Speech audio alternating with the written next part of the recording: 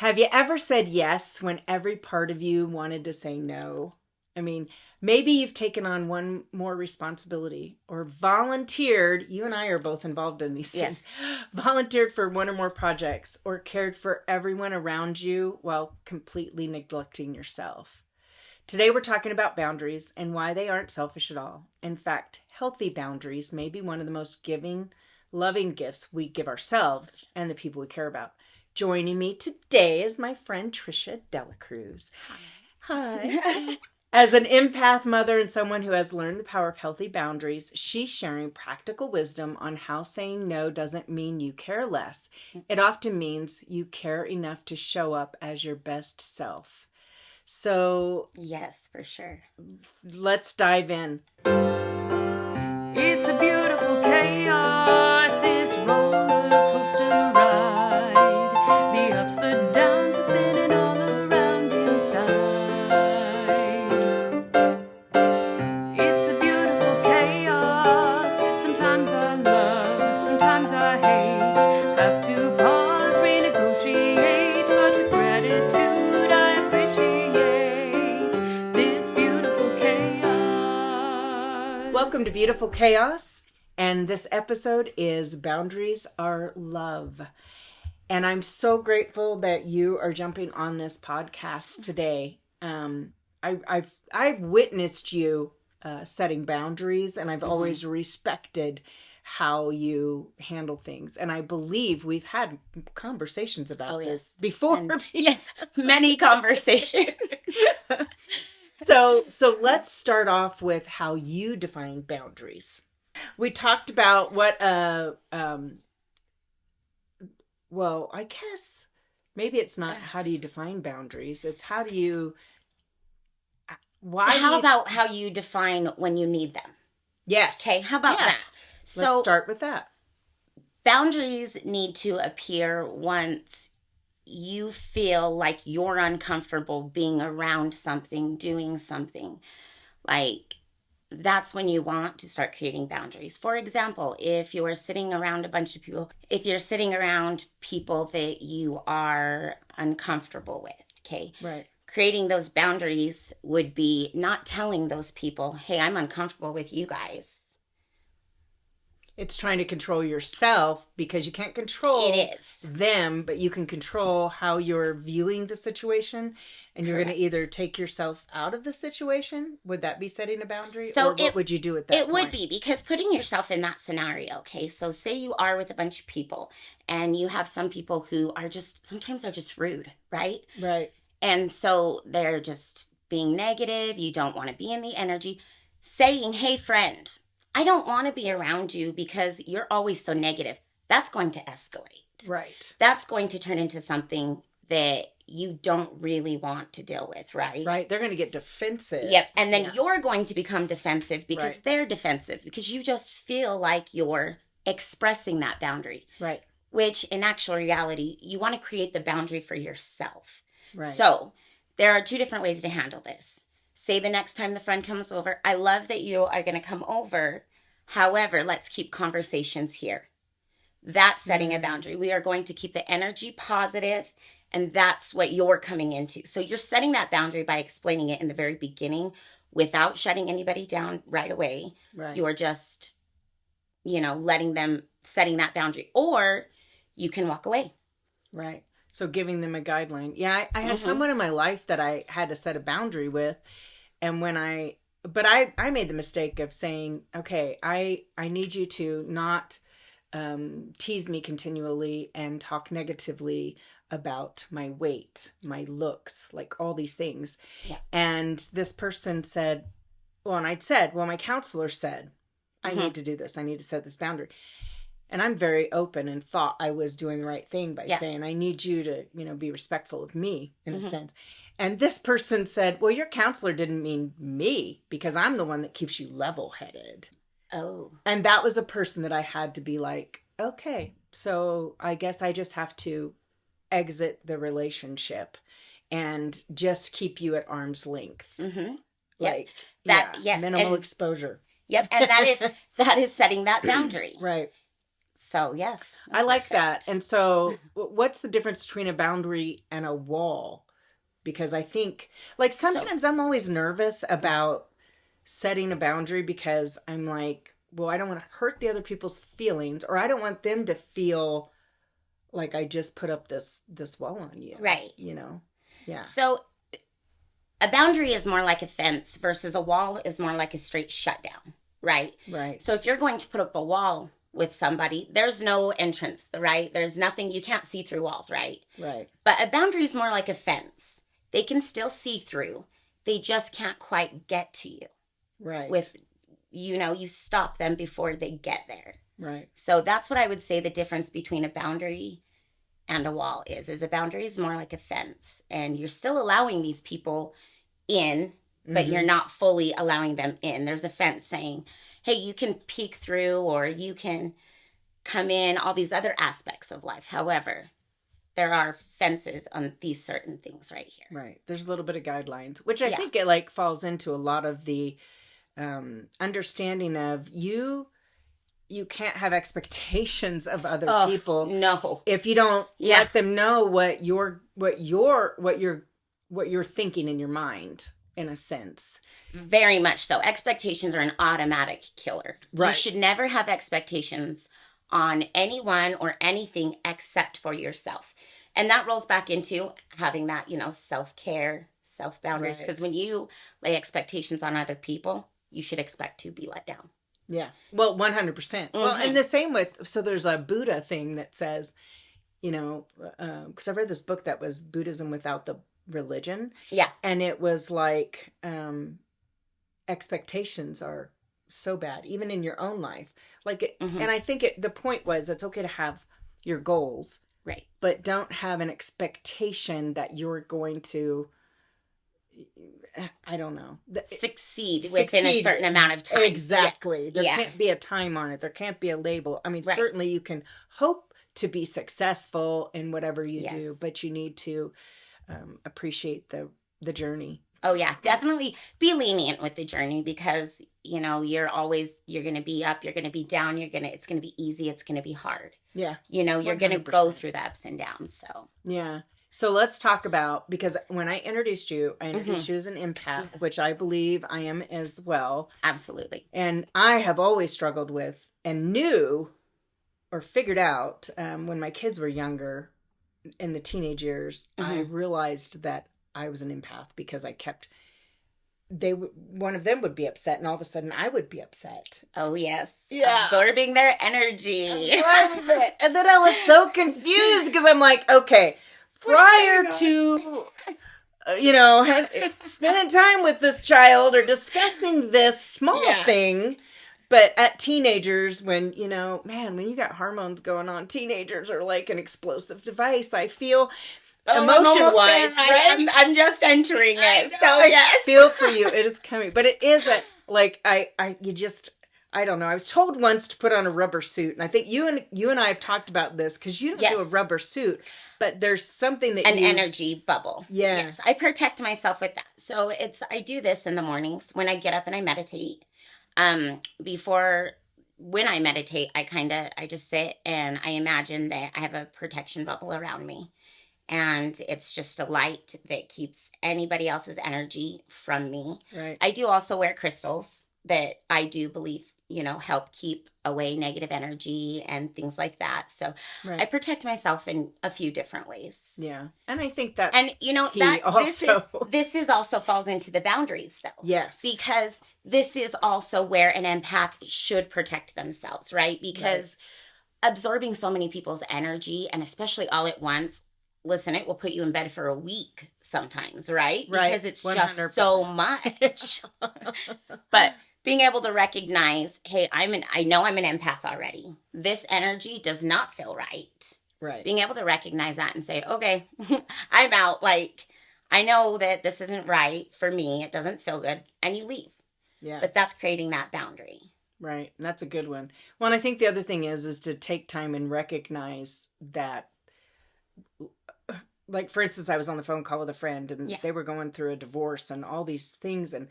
And man, I got off the phone and I was just, I was sad. I was like ready to cry. Feeling all the feels. And then I had to do the stop and go, wait a minute. Pull yourself. These aren't my emotions. I need to release this energy because that is not mine.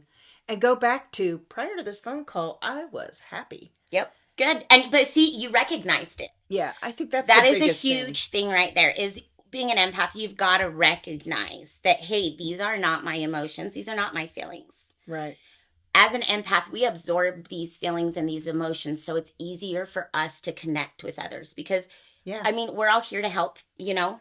And lift so each I other, believe, encourage each other. Connect, you know? And so I feel like we're lights. Like I've always thought of myself as like just kind of a light. I want to be that uplifting. You see my face and you want to smile. Yes. And that's the way you are. I see your face and you're smiling all the time. And it's good to be around. So, what are some signs that tell you your boundaries need attention, that maybe you're not honoring your own boundaries? Well, you'll feel it. Honestly, you feel it. You'll feel uncomfortable. Like you'll go home. Mine is exhausted. Yep. You'll go home and you'll feel like, or you just exhausted, uncomfortable, and you'll lay down. And if as an empath, you're really usually in your head a lot. Yes. Right? You think a lot. You think about everything. All the time. It just doesn't stop. So you'll know because your body's going to tell you, your soul's going to tell you, everything about you is going to tell you. So when you go to lay down and rest that night, if you should be creating boundaries and you did not, you're going to feel it. Right. And you're going to repeat that same scenario where you should have set that boundary, where you should have walked out of that room, where you should have said, hey, this is too much for me. I need to go. Yeah.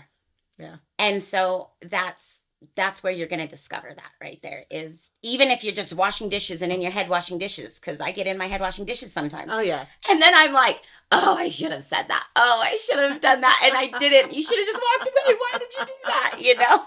Yeah. Hey, I want to tell you, washing dishes is the only place that my mind shuts down. That or cleaning house. If I'm cleaning, I got nothing going on. But my gosh, I wish. I'm doing laundry or doing projects, all of a sudden I got all these things keep trying to infiltrate my brain, and I'm like, stop, just go away. So I want to share that you'll be proud of me that I set a boundary.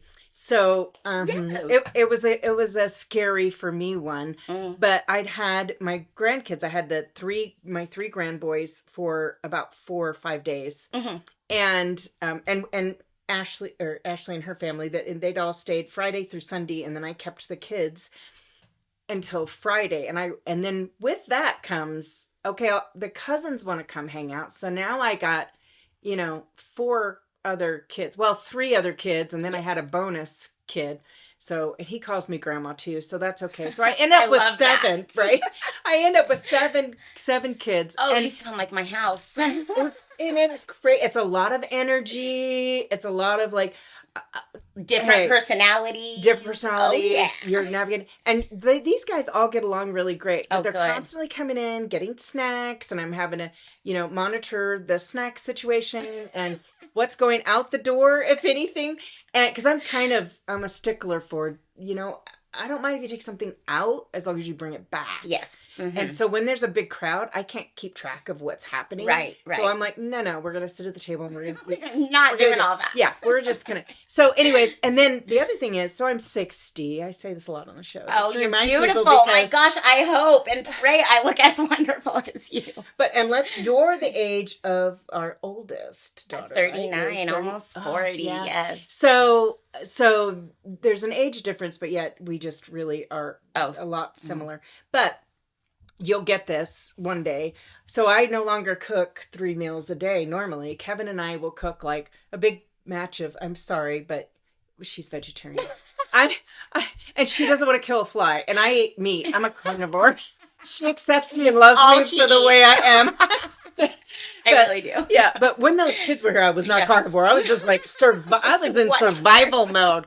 Because for one, it's like, I'm not used to doing 3 meals a day and 3 snacks. And the dishes are never done, I swear. Gosh, never done. And there's constant chaos. I know. Yeah. Everybody getting into something. Yeah. And I mean, I love it. But when Friday hit, Yeah. I was so exhausted that when Ashley and them showed up, we all went camping. Oh, and how when fun. we had a family thing for my sister-in-law's birthday. But anyways, as soon as those guys showed up, I was like, "Here's your children." And it was like 4:00, and I'm like, "I have to go nap." And I literally just couldn't open my eyes. And I went and I slept for off and on, like there was interruptions, and finally I got up and locked the camper. Okay. And then I went to sleep, and so basically I laid down at 4. I woke up at 9:15. Oh. And I'm like, well, I'm just going to get my jammies on and go to bed. Might as well not even go out and say hi to anybody. So I get ready and I go climb into bed. Well, I didn't realize I'd locked Kevin out because he's not going to the door. Sorry. But anyways, it was a key code. I thought he could get in, but you learn something new every day. Anyways, so my story of this is, so over that weekend, the kids would come to me and say, can we have this or that? And I would be like, yeah. I'm off duty, Go ask man. your parents. Yeah, you go ask your parents. I'm out. And then when the next week came, like normally I try to do one day a week where I spend with the kids and I do a grandma's day. Oh, whether it's just, I love that. I try to do this with my kids too. This is a very healthy thing to do. It is. It it's is. hard to keep to a routine, but we do better in the summer normally. But this started off like I pretty much had my grandma day for 5 days. So then I said I had to call and say, hey, I cannot do grandma day because I had all this time I need to recover. Mm-hmm. Oh, I needed a me week. Like you get 60 and it's like it's not a day anymore to recover. It's a week. But look at you. You set that healthy boundary. Yeah. The next week when it came up, you knew you had exhausted everything. You gave everything in a positive mode. Yeah. You did not overexert yourself. And this is another reason why boundaries are so important, because when you created that boundary, not only did you do good for you, you did good for the other people. Exactly. And I say this because when you don't set those boundaries and you overexert yourself, you become not yourself. Yes. Because you're then not giving yourself enough self-love to set that boundary and overexhausting yourself. So the fact that you were able to say, hey, this week, I know I cannot do it. Nothing this week. That's good for you. And it's good for everybody else. So that was amazing. Good job, Tammy. Because those kids wouldn't have wanted to be around me. Because I would have had a short temper and I would have been not the fun grandma. And then you would have felt bad about it. Yes. And so don't make yourself feel bad either. Exactly. I mean, this is a win-win. The boundaries are a win-win situation. Yeah, 100%. All the time. Yes. 100%. And I'm seeing the good results for that. Mm-hmm. Because your fear, I think, when you set a boundary is, I'm going to upset somebody. They're going to hate me. They're never going to want to, And you're having this internal conflict and judging yourself harshly because you're just sure that's what's going to happen. And then guess what? It doesn't. Because they're understanding and they're like, oh, no, I get it. Mm-hmm. Yeah. And I'm like, okay. Yep. 100%. Yeah. So, and that was a good lead into what do you practice as a mom with your own kids as a way to set boundaries? Like, do you set boundaries between you and your kids? Oh, absolutely. Yeah, for sure. Boundaries, rules. Yes, we have all of these in our house.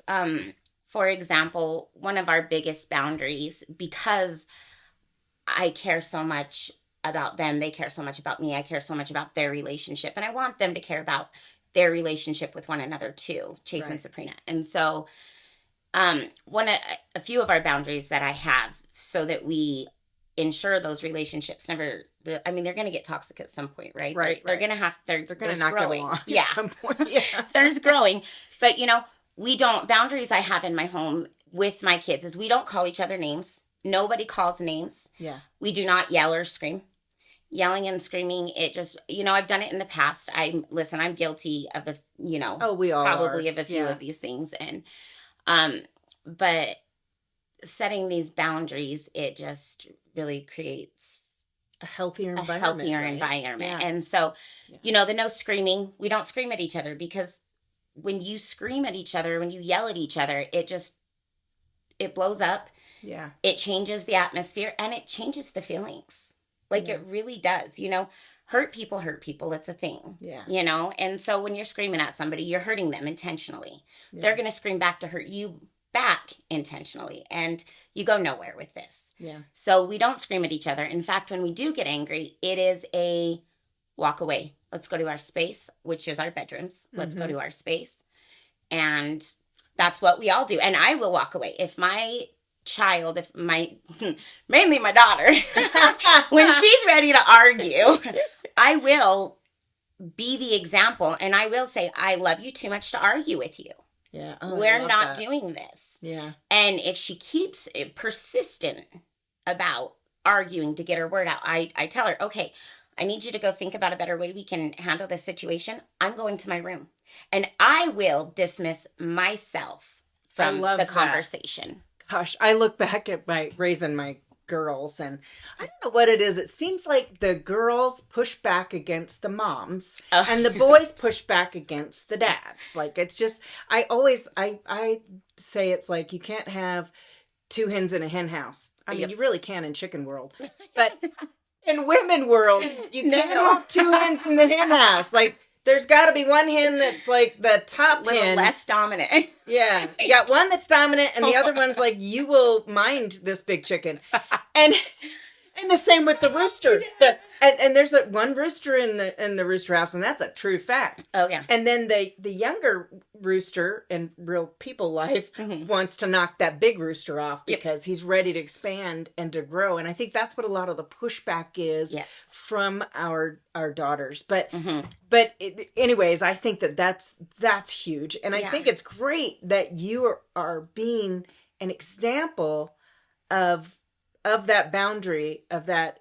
It's like a reset. You're giving yourself, you're giving her an opportunity to reset. You're both going to step back. You're going to calm your sympathetic nervous system, because that's what's happening. Yes. And you get all, and then you're going to come back and try to negotiate it. And most of the time, it's probably ends up being nothing, because if she has time to calm down, the emotions shut down, and then it's like, okay. Yes. And then and then the conversation just usually leads better from there, because then we're both, because listen, I do get upset too. Like, I'm not always going to be like so calm and so chill when it's going on. You know, I do get upset too. And so it really is good for us to both separate out. We do, like you said, we calm that nervous system. We come back, we regroup, and we conversate again about whatever transpired. Yeah. And I love that. And I think that it's important to say that no child, I've said it before, no child comes through childhood unscathed. Yes. You can be the best parent in the entire world, but they're still going to see something that happened that's going to just throw them off. Absolutely. Right? And I love that it's like, we're not perfect parents. Yeah, no. None of us. We're all doing this for our first time. Yeah. I was a first time stepmom. I was a first time mom at the same time, pretty much. Like, mom for 5 years. Then all of a sudden I became a mom and a stepmom. Yeah. And then I became a mom of a baby after 10 years of no babies. So like, there's just a lot of, and so you have to give some compassion for your parents. Oh, for sure. For what they for sure. Yeah. Well, and it's not easy raising kids. It's not. And kids, here's the thing, is kids do test boundaries. Yes. They do. That is the number one thing, that kids really, really do test boundaries. And whether they're your kids, whether they're your kids' friends, it doesn't, your nieces, nephews, all kids are going to press boundaries. So if, as an adult, if you've already created your boundaries for certain things, then you're automatically teaching these children these boundaries by example. By example, yeah. And kids leading learn by example. Kids learn best by example. Yeah. Well, we all do. Like, yes, for sure. If I sit here and tell you how to behave, then you're going to be like, well, why does she think she's got any knowledge on how I should behave? Yeah. I'm sharing with you, like you're sharing.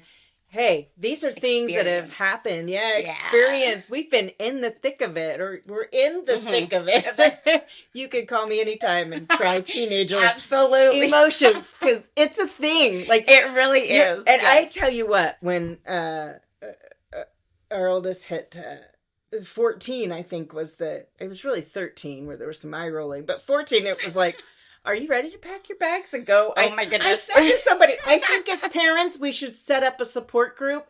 And like, as soon as your child rolls their eyes, they should go live with someone else for like 2 months. And you take that person's child. Because I would notice like in dance, I could not do my daughter's hair. Oh, she would be crying. Oh, my head. Oh, yeah, but all the other girls. Oh, my gosh. But like, I could do everybody else. Yes. So Debbie and I would switch. I would do Sarah's hair, and she never fussed at all. And Sarah and Debbie would do Ashley's hair, and everybody was happy. So that's what gave me the idea. Now we just need to switch kids for a while. Get them out of that, you know? Yeah. Like, you don't have to push against me. I will lift you. I will lift you every day that you want to be lifted, but you don't have to push at me. So let's go back to the boundaries because that's really what we're talking about. Sorry, off track. This is normal for us. Yes, totally normal. We squirrel all the time. All the time. So I think that it's important to take time to rest. For sure. Because like when you were talking about even exposing yourself to those energies that might not align with your energy and it feels heavy. Yes. It does just wipe you out. It does. Absolutely. Yeah. And people tend to want to just unload all their woes. Oh, yeah. Everywhere. I meet strangers. Oh, yeah. Me too. I'm all like the time. talking to somebody in a grocery line and man, I know more than I expected to know. Yeah. Oh, yeah. And I'm appreciative for the connection. But sometimes you do walk away and you're like, you know what? I just need an hour nap after that conversation because that was a lot. Yep. Well, and you know, something with that is breathe it off. There, you know, breath work is a huge thing too. Yeah. And so sometimes when I get back in my car, because this does happen to me very frequently. Yeah. And sometimes when I get back into my car and I do feel like maybe I did absorb some of their energy and I don't want it, I will take myself back to this is not my energy. And I will sit in my car, deep breaths, breathe it in, breathe it out, and just really wipe it away. Yeah, like a reset. Yep. A reset. I do believe in deep breathing, and I get anxious sometimes, and I think it is just because of like all the energy that I'm trying to. Yeah. And I'm holding it tightly instead of going, wait, just relax and release it. Yeah. Yeah, and so I'll do breathing, and now I've added shifting my eyes up to the right and down to the left, up to the right, down to the left, and I just do that multiple times, and then all of a sudden it's like. Everything releases so much faster. Yeah. It's almost like the tapping. Yes, on the meditation on and the you tap. And yes. Yes. And you're like, wow, that just totally cleared my head. And all those thoughts that were going on, women, we spin out of control. Oh. And I'm going to tell you right now, I'm sad to say it doesn't go away. I was just talking to a whole bunch of women that it was like, why are we all this way? And I go, man, I thought I had ADHD, but... I do have AD. I do too. I definitely do too. But a lot of women do, I think. Here's the thing is it's not always a negative thing. Here, you know, it's almost a superpower if you ask me. Yeah. Because to be able to think about things in so many different scenarios in so many different ways that you actually it is an asset because you're prepared for whatever comes your way. Yeah. Think about how hard things are when you're not even kind of prepared. Yeah. You know what I mean? Yeah. And so when you do go off like that as a woman, but I do think that we have men who are overthinkers too. I do think it's both. It's a personality thing. Yeah. And so I think that, you know, just getting yourself back into where you were previously. Yeah. Through the breathing, through the resetting your thing. Okay. So we're going to take a really quick break. And give you some info on our sponsors, which is one reason why I don't have makeup on today is because I did a microabrasion treatment yesterday and you have to go 24 hours without makeup. So I did put on a little eyeshadow and mascara, but here's the full face. So here's to Sarah Nova. This episode of Beautiful Chaos is brought to you by Sarah Nova. They have a microneedling infusion kit that I've been using for 8 weeks now. And I can tell you, my skin is looking smoother. My little saddlebags I had forming on my jawline are tightening up. It's been amazing. So if you guys want to try Sarah Nova, you can do this in your own home. It's very easy to use. They even offer a refund policy. So it gives you a little more courage to try something new. But I have really enjoyed it. And if you want to try it, because I absolutely love it and feel like it's actually working on my skin, you can go to ceranova.com, put in my code, Tammy, in all caps, TAMMY 01873. Your microneedling infusion kit is waiting for you. I want to talk about boundaries and how they can improve relationships, because I do think it's really easy if you're not healthy enough to recognize that you need to set boundaries, and you just keep loading your plate, and maybe one person just keeps overtaking your plate in a sense, or you have one person you feel like you're doing more for, you can start to resent that person because you're feeling overwhelmed because you didn't set a boundary. Correct, it's like an overgiver syndrome or people pleaser. People pleasing. That's really is. So people pleasing it's one of the biggest reasons people don't set boundaries, because they do feel that guilt. And in a relationship, whichever relationship it is, right? Yeah, any of them. It's that worry that when you do set that boundary, they're going to be angry with you. They're going to be upset with you. They're going to lash back at you. It is that fear. But having these boundaries in all of these relationships, creates a stronger foundation. It creates a stronger relationship. I think the hardest thing for people to do is to communicate about the boundaries that needs to be set. Yes. The communication part. You're in fear. Yes. The communication part, I think, is where it's the hardest, because, sometimes where people are so different and perceptions are so different, you can say one thing one way and it can be completely taken another way. That's a different personality. And so also. It is. Yeah. And so one huge boundary that I have, for example, in relationships, is whenever there's anything heated going on between, me or somebody else, whoever I'm on the phone with, it is to never happen over a text message. Oh, and recently I was actually reminded of why. Because you know what I'm talking about. Yeah, yes. Because you forgot and you did the text message thing. It's funny how we have the tools. Yeah, it didn't even take a couple of hours. It literally took an overnight thing to just turn around and bite me, because I should not have had a heated conversation over a text message. Right. They were taken, all these words, all this situation was taken completely wrong, twisted inside out, and there was nothing but hurt people. Yeah. And because I broke my own boundary. Yes. And so, trust me, we're back on that boundary.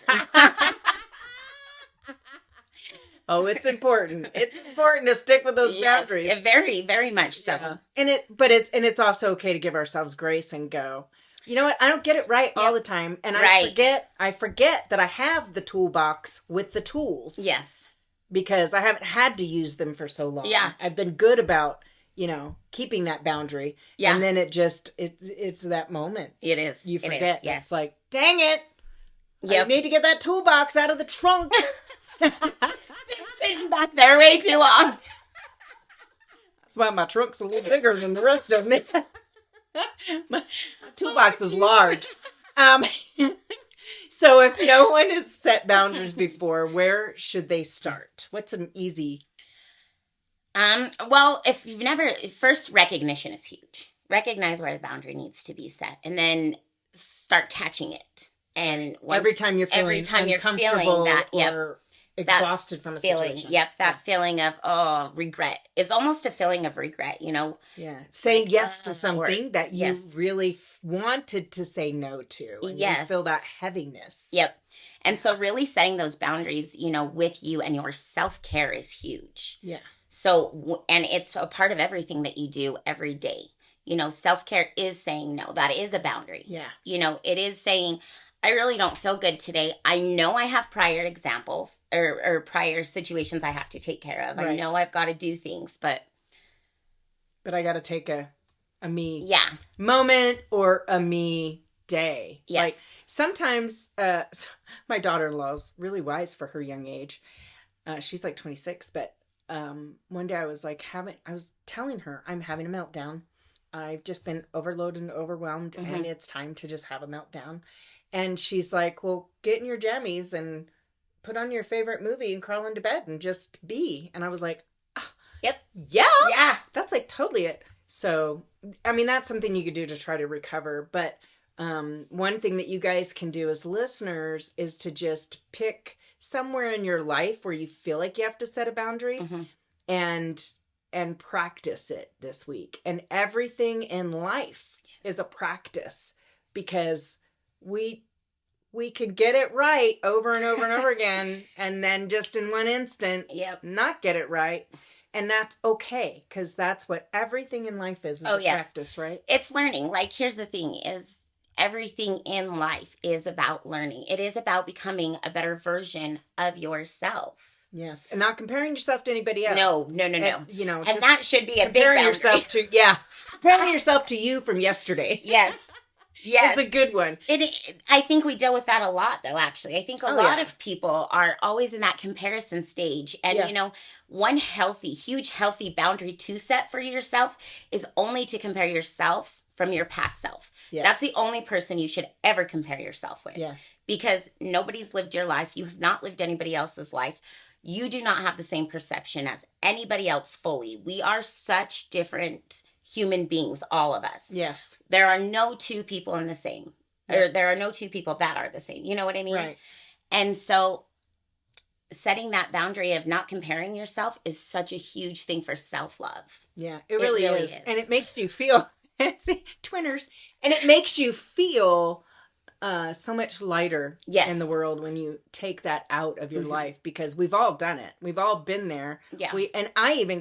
Still moments I catch myself thinking a thought that's like, wait a minute, don't do that. Yeah, don't do that. I don't want to be. Yeah, I don't want to be that person. Yeah. I'm not comparing myself. I'm doing great. Well, with the whole, my weight loss health journey. Yes, my weight loss wasn't moving as fast, but I had to stop and go, who are you comparing that to? Yeah, you've had this extra weight for, I don't know. And you look amazing. Thank you. But all these years, so I had to only compare me to me and go, but if I don't look at the scale and I look at how I felt yesterday, how I feel today, all my blood work and how better my blood work is, then all of a sudden it becomes, I'm doing great. Because you changed your perception. Yes, 100%. I love that, yes. So, and some things I want to talk about really quick before we close out is some things that I've learned is it's okay to not answer text right away. Oh, yes. You're a big one for that. And Trishelle's a big one for that. And I used to get so mad. Why do you even have a phone if you're just going to ignore my text? But now I look at it and go, okay, wait, you need to learn from her, because when she is working, yep. And the phone is off. Yep. And so I have started doing that. I have started ignoring phone calls or putting it aside and going, okay, during this time and this Not time, right now. No phone, no nothing. I'm just working. So this ties into being present. Yes. Okay. I do.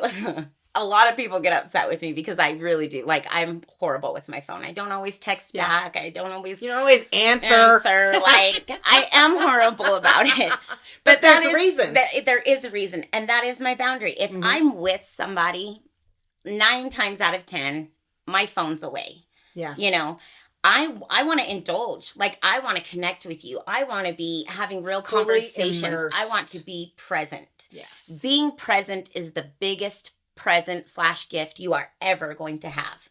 And it creates such strong bonds, connection. It also keeps you off of the phone. Yeah. And it gives you peace. It does. And yeah. Because anytime I take, if I'm in my head, instead of being present with where I'm at and what I'm doing, or what I'm just visually, and when I take myself out of my head and go, wait a minute, just breathe and look around and see where you are. Yep. I've been into cloud staring because I'm like, I remember as a kid laying yes, in the grass, looking at the clouds, I going, love it. Look at that elephant, right? Oh yes, it's one of my favorite things to go to the marina and do with the kids. Yes, I love it. So I do it. Okay, don't judge me. I'm driving down the road and I'll pick out clouds, but I'm keeping my eye on the road. But it's all in one view. Yeah. Just like look at a cloud and think about it. But anyway, so those are some things. It's important to be present in the moment. And something I learned with when I was coaching for Optavia was that you can replace I have to with I get to or I choose to, because that changes how you also see something that you're needing to do or have to feel like you have to do, but you're choosing to do it. And then it changes how it feels heavy if you say I have to. Yes. It feels lighter when you say, well, I choose to. Yep. Well, and I mean, sorry, did I stutter or what? Hey, I stutter all the time on here. The people are used to it, so. In like all actuality, you do choose everything you do every day. Yes. Even if you don't choose, you're choosing. If you don't choose, you're choosing. Because if you're putting your energy into it in any way, shape, or form, even if it's a thought in your head, you're choosing to do it. Yeah. And so really, you don't have to do anything. I have to go to work today. No, I choose to go to work today. I have bills that need to be paid. Family that needs to be supported. Everything like that. And so it's a choice. It's never a I have to, but it is that perception change that creates that huge... If you say it out loud to yourself, if you say the difference, like I have to go to work, and then you say I choose to go to work, you do feel, it feels lighter and it feels fun. For sure. So what's one of the biggest lessons you've learned about boundaries? Overall. To keep them in check. To keep them. Remind yourself where your toolbox is. Get it out of your trunk. Freshen up. Right. Definitely sticking by them, but I think honestly it has helped with my self-worth, my self-care. It has just, setting those boundaries, it has just created so much more of that. And so I think that the boundaries are such a huge asset to set in your life. They really create room for you to grow, for understanding. They create so much room for self-care and self-love. And honestly, when you set boundaries in a relationship, they create a stronger relationship. Right. It creates more love within all the people that you're surrounding. Right. Because you're loving yourself and you're loving the other person. Like I loved my grandkids enough to say, no, I can't be around my grandkids because I don't think I would be the fun grandma. Yes. So, I think that boundaries are super important. And it does help us to show up with more energy for others. And like you said, that self-care. And self-care is not selfish because it's a way for you to refill your cup and keep it so that it will be flowing. Absolutely. So you can pour into others. Yes. I can't pour into you if I'm empty. Right. Same with you. So a great example I really like to use with this is for when you go onto the airplane, right? The first thing they tell you is if we crash or if we're going to wreck, grab your mask first and put it on. Then help other people. This is kind of the same thing, right? Right. If you don't have your mask on and you can't breathe, you are not going to be able to save anybody else. So it's a lot of the same, the same way with boundaries. 100%. And I'm glad that you brought that up. This is hysterical because of our age difference. And I mean, we've known each other forever and ever, but I use that analogy all the time. It's like my favorite analogy. One of my favorite ones. But anyway, so I'm glad that you brought that in. So, well, thank you so much for joining me today. This was a blast. I really loved it. And I do really respect you and the boundaries that you do set. And you have been a good leader in that aspect for me and an example for me to be like, oh, okay, the boundaries are important and I can see the benefit and I'm feeling the benefit and my family's feeling the benefit. That's where it is. That's 100%. So. Well, thank you so much for having me. And, I'm always here to chat if you want to. Yeah. I love you to death and I'm grateful for you. Too. I know. And maybe our next one, we'll have to do one on maybe some techniques on how to be present in a moment and the importance and all of that. Like we'll just go in more depth on being present and what that can do to us. But anyway, we'll talk about that later. Yeah, absolutely. All right. Thank you for joining us and stay empowered.